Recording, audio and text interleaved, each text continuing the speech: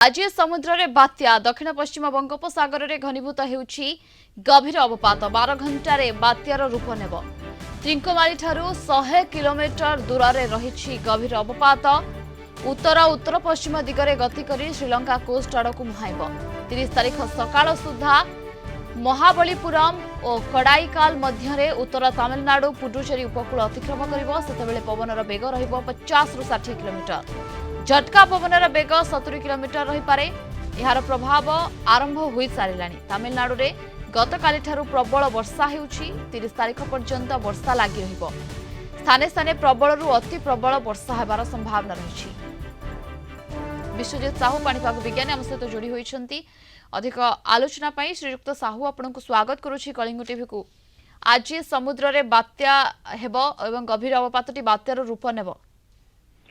निश्चित रूपे वर्तमान जदि आप देखिए गतकाली गभीर अवपात आपंकर श्रीलंका उपकूल पाखापाखि सक्रिय रही आशंका रहता कि गतकाली सेटा गोटे साइक्लोन परिणत हो किंतु केतरा जिनस इंटेंसिफिकेशन करने बाधा दूसरी जमीक आप हाई वर्टिकल विंड शेयर माने आप तल एवं मध्यम वायुमंडल जो वायु प्रवाह तारतम्य ता प्रभाव से इंटेंसिफिकेशन करूनी एवं आउ गोटे जिन रोचे जेहेतु यहाँ कोस्ट बहुत पाखे से सिस्टम रोचे ताको से इंटेंसिफिकेशन करने बेसी इंटेंसिफिकेशन करने दूनी तबे आगामी विगत आम 6 घंटार तार मूवमेंट देखिया से पाखापाखि 2 रु 3 किलोमीटर प्रति घंटा मूवमेंट करुछि माने बहुत स्लो तार मूवमेंट रही किंतु आशंका रही कि आगामी 6 घंटा भितर माने आज आपण कहि परिबे अपराह्न सुधा से गोटे बात्या परिणत हेबो किंतु लैंडफॉल पूर्वरु से दुर्बल होइक गोटे डीप डिप्रेशन ऊपर आपण पंडिचेरी पाखरे 30 तारीख अपराह्न बेलकु लैंडफॉल करिवार जथेष्ट अधिक संभावना रहउछि।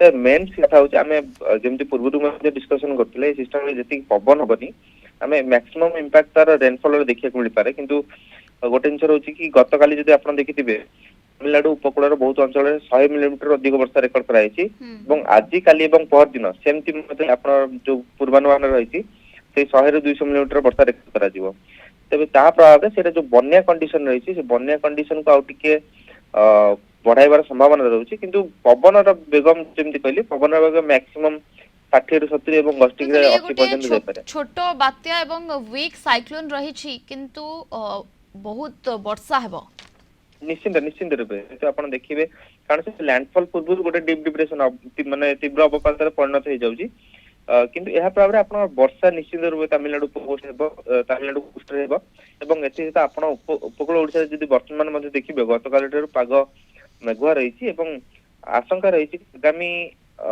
जो काली हेबो काली कि पर दिन बेलू गंजाम गजपति पुरी जगतसिंहपुर और केन्द्रापड़ा ये जो जिला गुड़िक रही जिला गुड़िक किसी बहुत आंशिक अंचल हालुका वर्षा पारे। ओके यार प्रभाव जदि ओडिसा रे नाही हालुका वर्षा हबार संभावना रही। बहुत बहुत धन्यवाद आपनको समस्त आलोचना पाए।